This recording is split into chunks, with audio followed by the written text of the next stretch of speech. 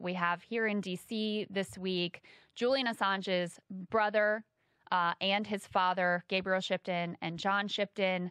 They've been engaged in a cross-country tour trying to raise awareness, trying to get this prosecution against Julian, which is, an attack on him personally, but also an attack on the very institution of freedom of the press, free speech, First Amendment that impacts every single one of us. Very pleased to bring you John and Gabriel Shipton. John and Gabriel, it's such a pleasure to have you here. Thank you so much for taking the time. A pleasure. Yeah, thanks for having us. John, if you could start by just telling us, what do we know right now about how Julian is doing physically, mentally, what sort of shape he's in? Well, we speak each day, and on this trip, speaking each day, 10 minutes max, it's heartening and lifts his spirits quite a lot because of the progress we're making across the United States. We're also meeting many of Julian's old friends like Noam Chomsky and Dan Ellsberg. So all of that mounted up together raises his spirits, keeps him aloft. However, this is moving towards his 13th year at arbitrary detention, third year in Belmarsh maximum security, 1 year of lockdown, unable to have visits of lawyers or family, or children, his partner. The United Nations Rapporteur on Torture and Unusual Punishment, Professor Nils Melzer of the Glasgow University, did a report a year and a bit ago saying that Julian was suffering from psychological torture after he and two experts on psychological torture examined Julian in the prison for 2 to 3 hours. Now, that's important to keep in mind that the 10 years of smearing, 10 years of calumnies, 10 years of lies, 10 years of not knowing where you stand, 10 years of ceaseless prejudicial actions by the Crown Prosecuting Service and the Swedish Prosecuting Authority have taken their toll. I saw something quite disturbing the other day. There was this big story that came out, I believe it was an Icelandic paper, where they basically discovered that the key witness in the extradition case was like, yeah, I lied about everything.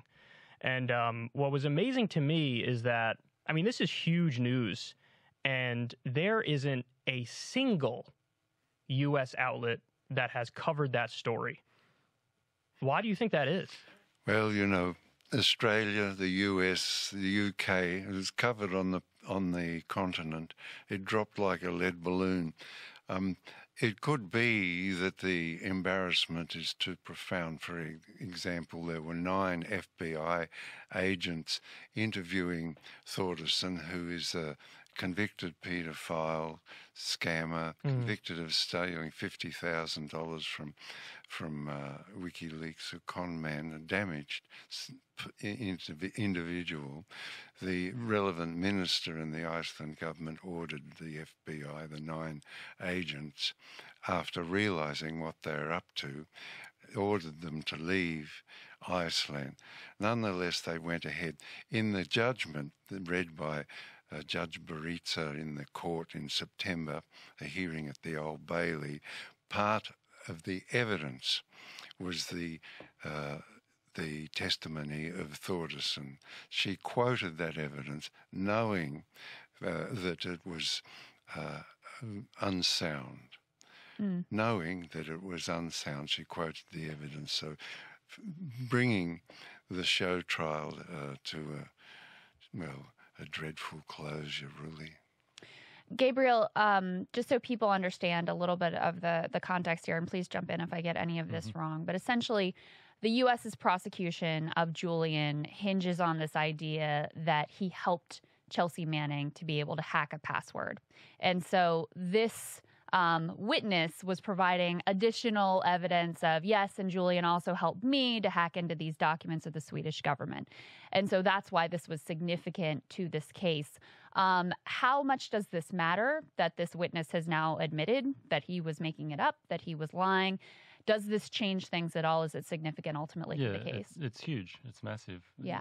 That whole Computer Fraud and Abuse Act charge is now, it's almost meaningless. The Chelsea Manning had access to everything, even without any hacking or anything like that. She already had access to the whole load of information, and she'd already provided most of it.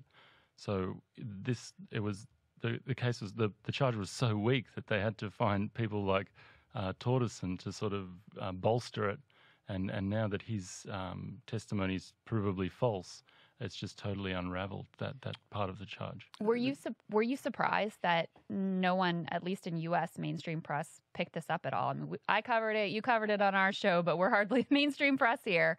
And we looked just before you came on to double check that no one had picked it up. And Democracy Now!, Hindustan Times, silence otherwise. Others, CNN, MSNBC, Fox News, New York Times, Washington Post. It might be what you said, which is embarrassment. So shame on them. Shame on them. This is the most important free speech, free expression, First Amendment case, not just of our lifetimes, maybe ever.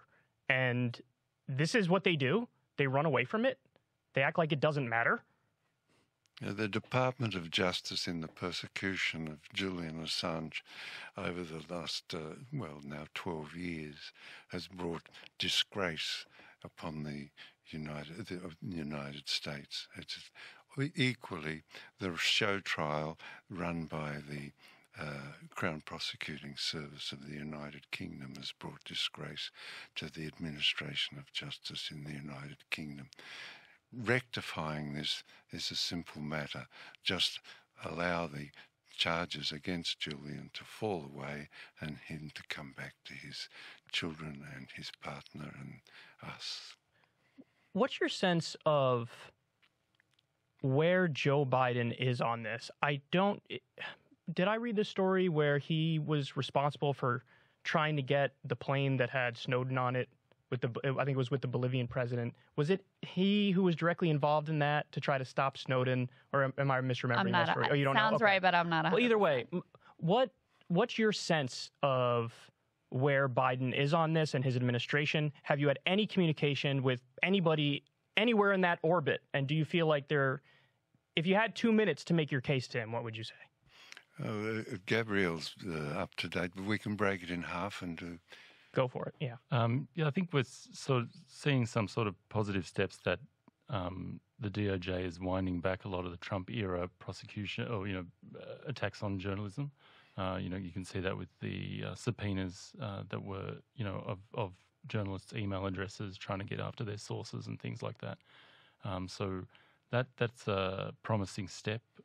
Reality Winner now out on good behaviour is another promising step. So I think there is steps being made to address these the sort of Trump DOJ attacks on journalism, and we're I think those are very positive for us. That there could be the next step is addressing this Julian's case, which the Obama-Biden DOJ under Eric Holder found that they couldn't pursue these espionage charges against Julian because they would then have to go after the New York Times. That's right. Yeah. So all we wanted to see is a revert back to the Obama-Biden DOJ decision and get rid of this Trump era attack on journalism. I'd just add to that the subpoena against the USA Today for the IP addresses of everybody who clicked onto their site to watch a particular video, that subpoena has been withdrawn. Mm. These are good indications that the current what's his name, Merrick Garland, the current Attorney General, is moving towards fair adjudication of the press and re-establishment of that wonderful attribute to the United States Constitution. Guess what it is? The First Amendment. That's right, yeah. Freedom of the press, absolutely. Gabriel, tell us a little bit about the tour that you're wrapping up now. I know you're headed to the airport quickly after we finish this interview. Where have you gone? What have you seen? What's the response been? It's been, the response has been, it's just blown us away across the country. I think we've spoken to thousands of people, as we sort of started off in Miami at the Bitcoin conference talking to technologists and people, business people. Then we moved up to New York and around the East Coast, Boston, where we picked up an award for Julian, the Sacco Vanzetti Award. Then we moved west to Columbus, Chicago, Milwaukee, and then continued to Denver. I mean, we've covered a lot of ground. Mm-hmm. I think we've done 24 events all up. And it's just this sort of upwelling of support that we've seen. People who recognise that Julian's case is about press freedoms, it's about the First Amendment, and people who really care about those parts of American democracy and their democratic rights. So that's who's been coming out. A lot of anti-war people as well, people who recognise the achievements of WikiLeaks, these leaks that Julian's been prosecuted, or the publishing that Julian's been prosecuted for, the Afghan war logs, the Iraq war logs, Guantanamo Bay detainee files, the cable set. These are all things that have led to basically stopped wars, and so people across the country recognise that, and they're coming out in support of Julian for that reason as well. When Chelsea Manning was freed, did you have a moment where you thought, "Oh, now it's definitely going to be Julian next"? Well, yes, of course. The realisation, it's Chelsea's sentence was commuted, by the way, and that circumstance allows the Department of Justice to find something else if they want to continue to pursue Chelsea. Her courage is extraordinary, and in my estimation will be like Joan of Arc in the pantheon of gods of the United States for the gifts that she's brought and understanding to the people of the United States. I'd just like to add, there are 4 points which would blow this case out of the water if there was fair adjudication and if it wasn't a show trial. 4 of them. One is that the treaty between the United Kingdom and the United States for extradition disallows any extradition for political reasons. Mm-hmm. Okay, that means the espionage charges blown out of the water. The second is the surveillance by the CIA of Julian in the embassy and the suborning of AC Global to fully survey Julian 24 hours a day, even to the extent of placing microphones in the ladies' toilet, or the restroom as it's known here, because Julian and his lawyers thought that was the only place in the embassy that they could speak privately. So recording conference with the lawyers, following the lawyers down the street, suspected breaking-ins, plans to poison Julian, plans to kidnap Julian, all of that was revealed in the Spanish court case. The surveillance of Julian by the CIA, the testimony by those at AC Global, the security company, that the testimony of those whistleblowers, they were former employees.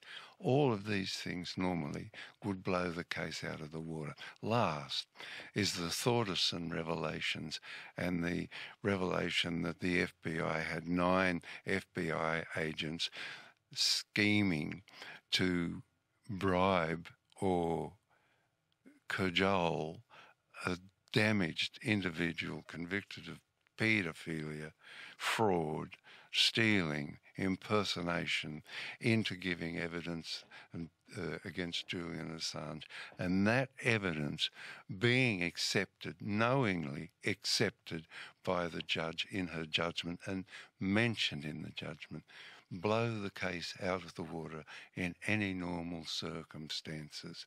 The participation of the Department of Justice and the Crown Prosecuting Service has brought disgrace to the administration of law outside of the United States, and disgrace to the Crown Prosecuting Service, the administration of law in the United Kingdom. I'd go further to point out that in London, which is a world financial centre, contracts are entered into which which occasionally come into dispute. And you would expect fair adjudication in those disputes. However, now we know that there's always a third party at the table, which is the Department of Justice. So this brings a sense of unreliability, and consequently contracts will now be signed in Shanghai, in Frankfurt, in Paris. Very important phenomena for the administration in the United Kingdom to realise that they've endangered. Similarly, the many contracts are written in Wall Street and sometimes require fair adjudication. But there's going to be a third party at the table. That is, the United States political preferences are sitting at the table in disputes over, that come into dispute over contract. Mm-hmm. And Gabriel, talk a little bit more about that, that political piece. Has it been strange to watch Julian go from when he's exposing the war crimes of the Republican Bush administration, he's a sort of hero for Democrats writ large. When he's exposing DNC secrets of the Democratic Party that they don't want revealed about their bias against Bernie Sanders, and then, exposing further information about Hillary Clinton that then he's blamed for essentially electing Donald Trump, then the political view of him domestically here in the U.S. shifts, even though the principle underlying all of that of revealing secrets of the powerful that are embarrassing to them that they don't want revealed is exactly the same. What has that experience been like for you to watch? I think, I have a very keen understanding of how, how the media works to malign Julian. I'm sure you do. So, when we see these sort of, these headlines saying, Julian's responsible for Trump, it's very easy to understand what's going on in that, the media is working to convince Liberal voters that an Espionage Act prosecution against a publisher is okay.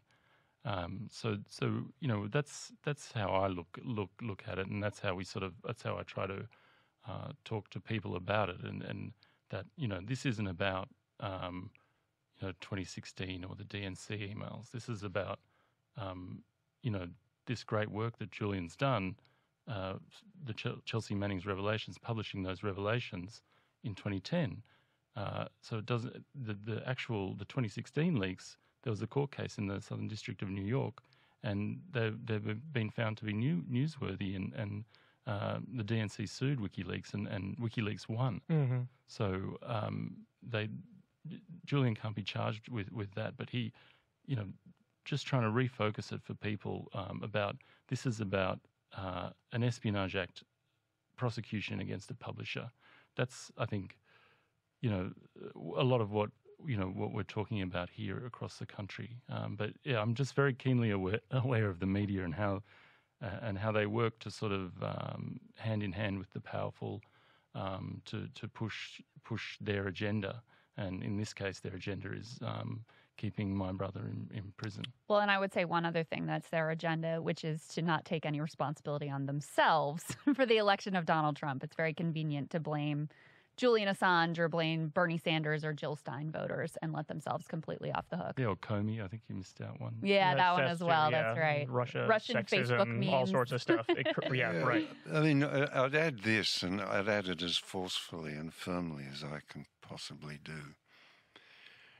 The revelations brought to the public of the United States and the world by Chelsea Manning and WikiLeaks and Julian Assange are of monumental crimes against humanity, against war crimes, against ordinary people.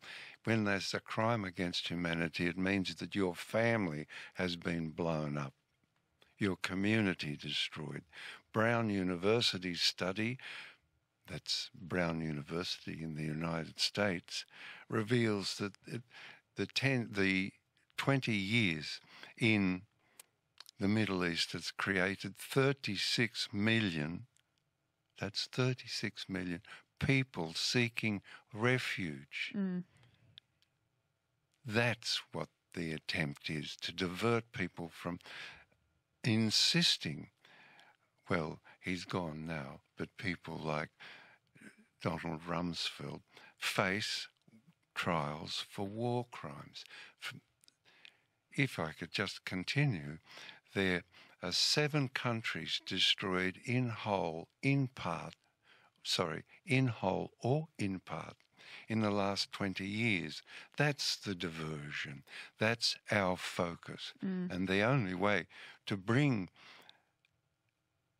equanimity back to the administration of the foreign policy of the United States is for those that diverted the foreign policy into 3 illegal wars in a row are removed from office and face trial for their crime. And we should point out, too, that the people who did the crimes are completely off. So at the highest level, of course, you have George W. Bush, Dick Cheney, Donald Rumsfeld, but also, you know, with the exact leaks that Julian had, WikiLeaks had, and they got from Chelsea Manning, you see the killing of innocent people, journalists, and then they circle back around, they do a double tap and kill the first responders. And there's no open question about it. Those are actual crimes, and those people are free. Chelsea Manning had been locked up, and of course Julian is still undergoing what he's undergoing. And, you know, it's inverted the way the system is supposed to work. During the Trump years, obviously he was aggressively going after Julian. There was chatter, though, that he was considering maybe a pardon and that it was simply, in classic Trump fashion, it was simply to spite some of his other political enemies. Do you know if there's any truth to that? Do you have any firsthand experience in dealing with that administration or anything like that? No, I don't. I could just say that my feeling is that in the last 2 years of the Trump administration, he is desperate to save himself and his family. In the last 3 months of his administration, I doubt whether he had enough power to order a cup of coffee in the White House. What makes you say that? Well, the obedience to the President of the United States depends upon prestige and stature. You remove that by simply cutting off his access to Twitter or Facebook or whatever. It lowers the prestige of the president to zero, so that if you can do that to the President of the United States, well, he's certainly without power. Gabriel, can you tell us where, what the sort of timeline for the case is? I know there was one extradition hearing where the judge essentially ruled not really on the merits of the case, but on of humanitarian concerns. A decision was effectively pushed off. What happens next? Yeah, so at the beginning of January this year, the judge ruled that extraditing Julian to the US would be tantamount to a death sentence, basically. She upheld basically the entire US case, all the other points from the US DOJ, including Torderson's false testimony. And then a few days later, so Julian won, and then a few days later he was refused bail. The US DOJ indicated they would appeal immediately.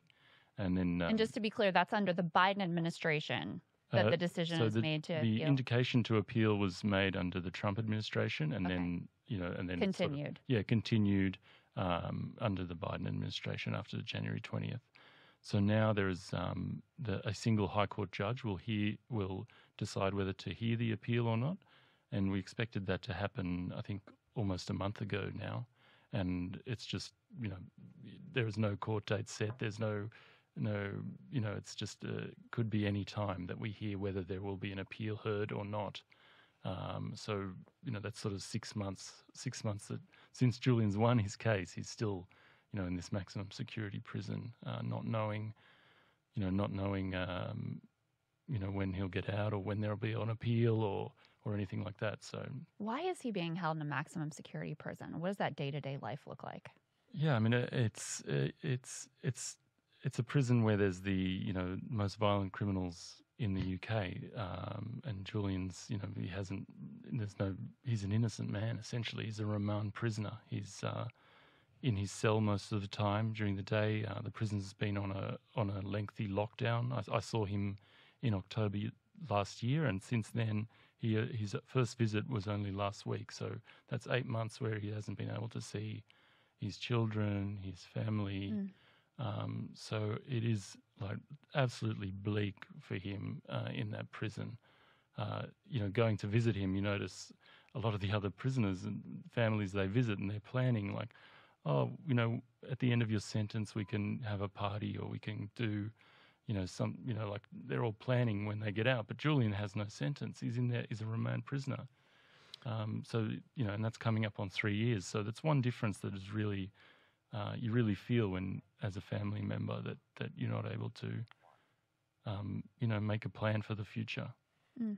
Who do you blame primarily? I know that's a difficult question to answer, but from my perspective, it does look like there's, a deep state. It does look like the people who are in power from administration to administration, whether it's the FBI or the CIA or whoever, people who are there permanently and not subject to the whims of elections, it seems like they're really running the show. So is that where all the blame goes, or does it go with the presidents, or is it for everybody in the whole system? I don't tend to blame one person or one group or another. I don't think I feel that way. I mean, I've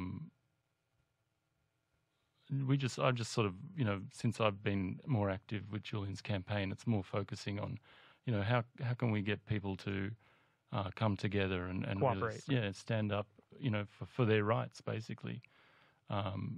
That's been sort of more of our focus. I think, whoever these institutions are or interests or whatever you want to call them, if there is a mass movement or if there is, immense media pressure, then they will have to stop doing what they're doing. Is support very bipartisan, would you say, for Julian? I think so, yeah. On our trip here, we've done, one thing that, Amy Goodman and Tucker Carlson both support Julian. Mm-hmm.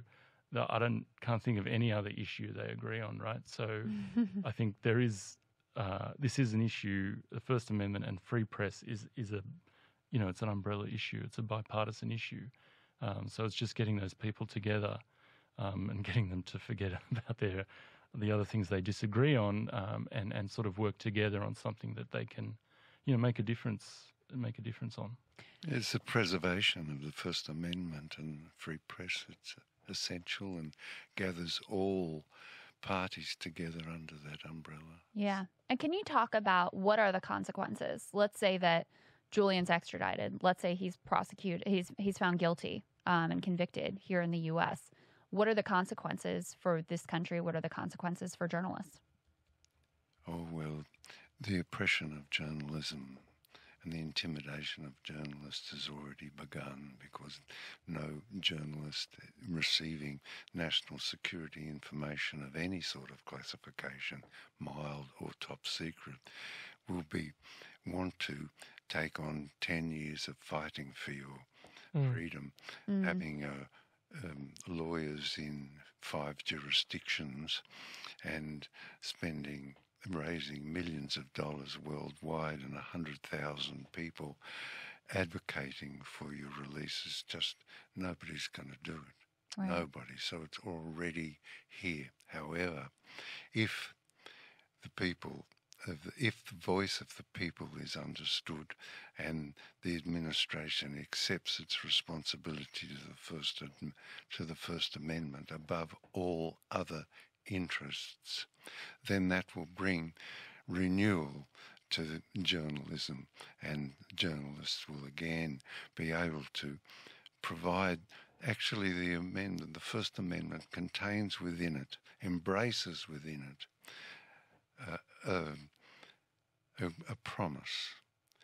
That promise is that freedom comes through knowledge, and that's an understanding that best be maintained, because the quality of the polity depends upon the knowledge that exists in the polity, and governments having good policy depends upon the knowledge that's existing in the polity as to how to go about forming good policy through conversations within communities and families. Very, very vital to the continuance of fair governance of any community. It's foundational. Yeah. So when I first interviewed Glenn Greenwald, I asked him a very naive question, and this was about Edward Snowden. I said, he's right on the merits, so why wouldn't he, come back and just win his case, And very naive question in retrospect, but at the time I thought it was a good question. And basically what Glenn told me is that because of, I think, the Espionage Act, Snowden was not allowed to make a public good defense. He can't say the reason why I'm releasing this information is because it's in the public interest to know this stuff. He was just muzzled in court from being able to say that, which obviously, if you can't say that, then what case do you have? The government can run roughshod over you. Is Julian effectively in the same boat as that? Is he not allowed to make a public good defense if he were to be extradited to the U.S.? Yeah, I think under the Espionage Act, yeah, that's right.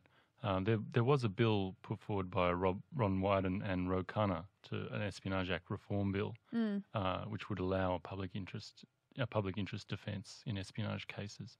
But yeah, Julian is essentially, he's a bit different than Snowden because he's a publisher. Right. Espionage Act has been traditionally used against leakers of information since Daniel Ellsberg. Daniel Hale is another very recent one. He was a drone leaker. But yeah, Julian's case is a little bit different in that he's prosecuted for he's been journalism. Yeah, for doing journalism, for publishing. Yeah, two of the charges are actually for publishing, publishing the information. Wow. So there's a big point of difference there. But yeah, I think a public interest defence of the Espionage Act. It's this 1917 law that was, put into place, just for reasons of during the First World War. So, it's a bit obsolete at the moment, and it's been gamed in this way now, to sort of just go after basically targets of people who like leakers or now publishers. So. I think it'd be good to reform that law. I mean, Ro Khanna and Ron Wyden tried to, but let's see if that comes up again. I'd add that Julian, as you know, is an Australian citizen, and it's probably not possible to charge an Australian citizen with espionage. Right, yeah. Right. Fair point. Mm-hmm. John, there have been a lot of media caricatures of Julian, that he's anti-American, that he hates Hillary Clinton, that he's, was mean and not nice while he was staying at the Ecuadorian embassy, that he was unsanitary. Just tell us a little bit about, as his father, who is Julian? What does he believe? What were the core principles that led him to found WikiLeaks to start with? Well, Julian is sort of, libertarian towards libertarian. He loves California and his formation with the cypherpunks, all of whom now are, billionaires or well-known, like Richard Stallman. That is his formative. That is the ground that he rests on. The ability the understanding that exists in this community that knowledge brings freedom, And as a consequence, he put up a library on the internet where you can go and examine the cables, for example, and become as knowledgeable as anybody who works in the State Department, because that knowledge can bring you freedom of understanding what the foreign policy of the United States is, and those who are involved in formulating it, and those who are involved in enforcing it. So that's what he's like, really, a Californian, really, who lives in Australia, you know. Yeah. So let's talk a little bit about another one of the criticisms of Julian is there's a lot of claims made about his sources. Like, oh, maybe he's getting it from the Russian government, and so he's leaking on the U.S. and just trying to do damage to the U.S. The first question is, do you have any knowledge on his sources? And then the second question is, does that even really matter if the stuff that's being exposed should be exposed? For me, I have nothing to do with WikiLeaks whatsoever. I am Julian Assange's father, and I only embarked upon this to get him out of the troubles that he's in. Nothing to do with WikiLeaks. As for sources, the protection of sources that Julian and WikiLeaks have embarked upon is indelible, bulletproof, perfect. Even to the extent of maybe causing him, Julian, great discomfort. Nobody is going to know who a source to WikiLeaks is, full stop. The integrity that exhibits and continues to be exhibited also exists in the files that WikiLeaks hold. Perfect record, integrity top to bottom.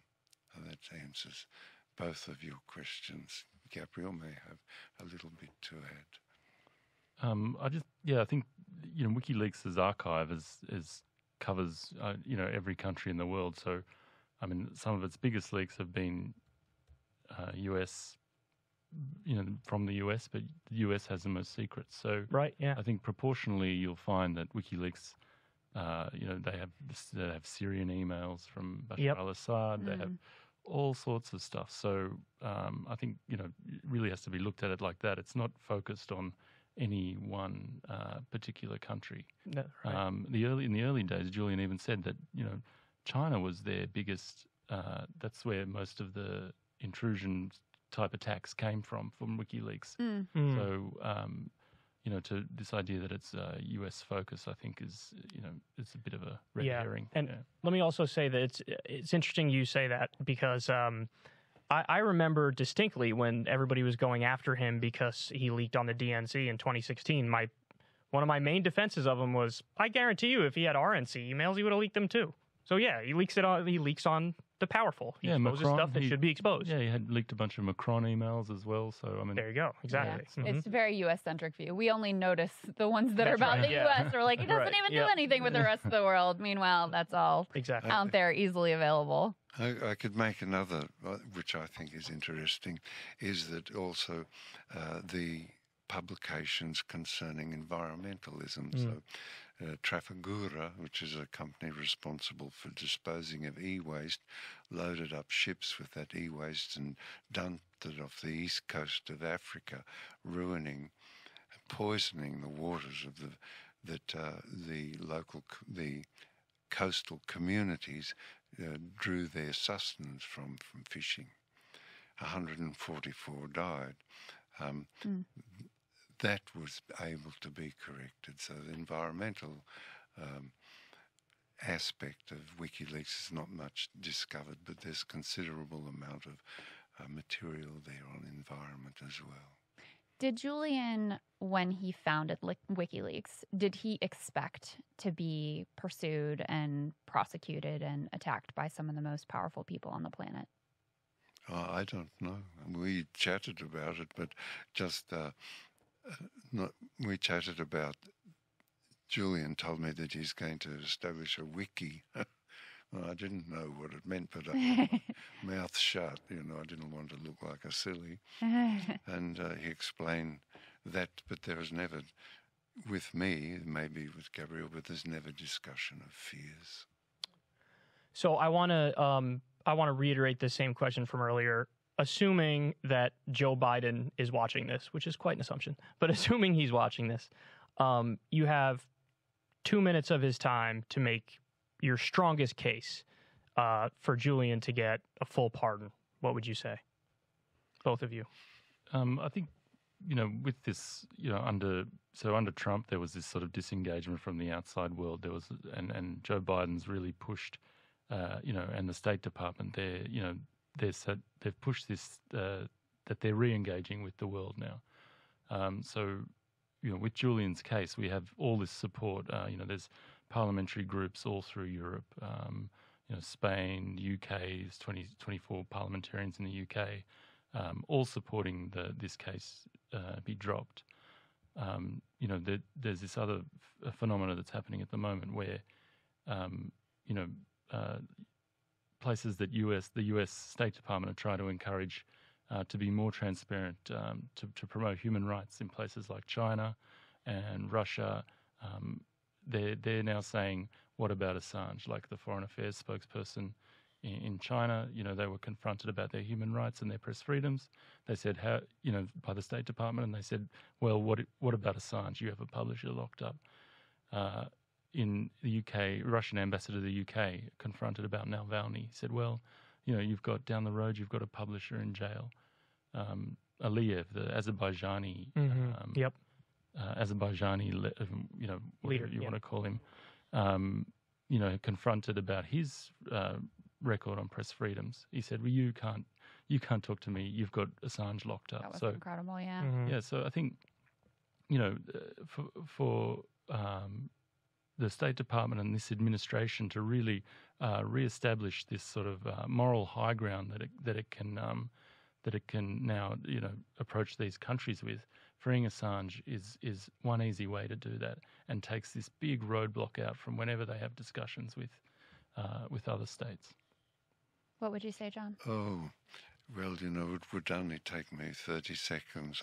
I would just say to the President that you are aware, your advisors have made you aware of what a global mess this is. It embraces all of your allies in the problem. The way to solve it is to drop these charges. That'll solve it for you. Diplomatically, of course, it would reverberate around the world, and people again would look to the United States, as Gabrielle has just said, for the guidance that the First Amendment gives us all. And for the people who are watching or listening to this interview, what can they do, John, to help lift up this case, to help make the Biden administration, convince the Biden administration that these charges should absolutely be dropped? What are you asking people to do? Well, first thing they had best do is continue to listen to Crystal and Saga, because the matter's covered thoroughly. And then after that, discuss it with your family and friends, and then just ring the Department of Justice or send them a letter saying that this matter must be attended to. There's a technique that the mother of Gabrielle's daughter developed in Australia, which is taking up a limited petition. And that petition only goes to those people in your district. You might get 200, you might get 50, or you might get 400, and you submit that to your representative. That's all. Only within the district, and only those in your district.